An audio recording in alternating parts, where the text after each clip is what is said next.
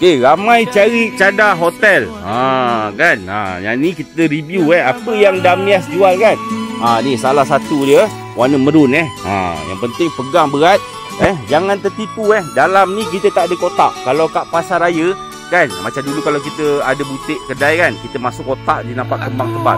Hakikatnya yang ni kualiti lagi tebal. Kalau kat luar harga 350, yang ni kita bagi harga murah kan. Kita bukan jual yang biasa-biasa boleh baca review tu, nampak yang kita punya kat sini ada stripe macam hotel betul tengok tebal. Ni komputer dia kan, komputer dia nampak tebal ke tak tebal kan. Dalam dia feeling dia cantik ni dia punya apa, dia punya tiket dia apa yang dia dapat. Seorang bantal dapat, seorang bantal kepala 4, seorang bantal peluk, ada cadar tiket di getah bawah dia, dan ada komputer selimut tebal nampak kita tak letak kotak sebab kita nak post kalau letak kat kedai kita masuk kotak memang dia jadi nampak macam besar kan. Ini sebenarnya dah memang besar.